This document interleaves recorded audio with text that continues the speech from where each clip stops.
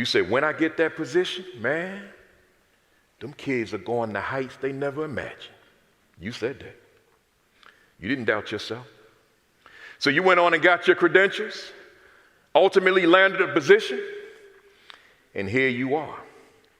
I want to remind each and every one of you, when the days get tough, when the days become challenging, never lose sight of that younger, innocent version of yourselves that said, I'm going to change the world.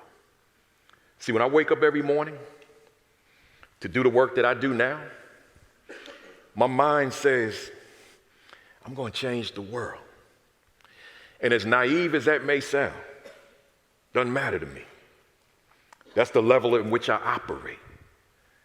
Last night, I stayed up late. I got up at 4:30.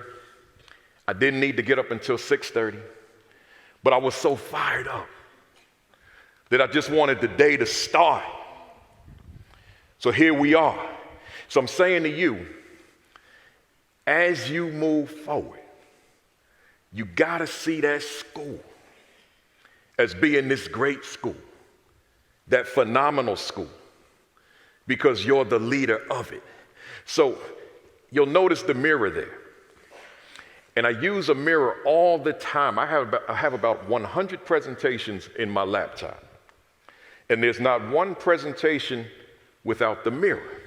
Because in the world of sports, they watch something called game film at the conclusion of a game. And I've been watching the NBA Finals attentively, and I've been paying particular attention to the post-game interviews and the post-game press conferences. And one of the standards in those interviews and press conferences, you always hear the athletes say, well, we're going to go back and look at film. Because by going back and looking at film, studying film, analyzing film, dissecting film, it enables them to develop a strategy to overcome whatever weaknesses, deficiencies were detected by way of watching the film. But it also gives them an opportunity to capitalize on that which worked. So I'm saying to us, we got to watch our film. And I'm asking you the question, how often do you engage in the study of your own film? How do you take your game to a higher level of accomplishment if you don't spend the time analyzing your film? But your film is not from a camera.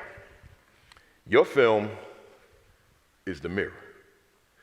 That intense self-reflection, that intense self-assessment, and then ultimately that self-adjustment.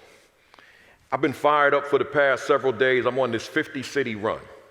And every time I step on one of these platforms, I got to get it right.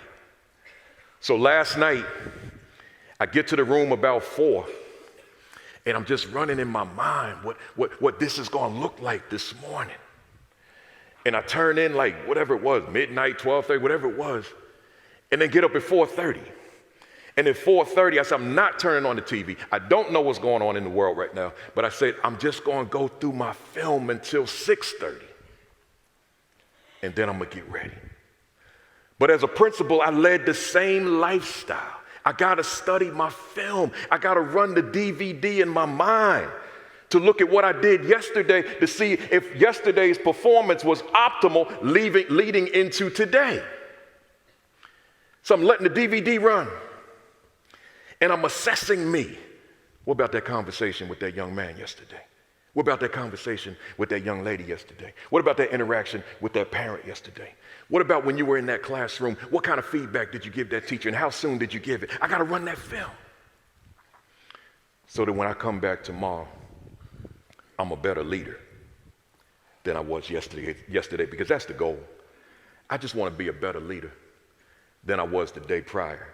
So, but the question says, in what ways does my leadership inspire school-wide excellence?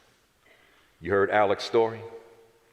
And when he left out of here, he hit some rough road. right? Went the GED route initially. See, I look at schools and I say, man, what is it about the school that the youngster says, I can't wait to get back tomorrow? And I don't mean that high-flying youngster. I'm not talking about that youngster right now. I'm talking about that youngster that doesn't want to be there.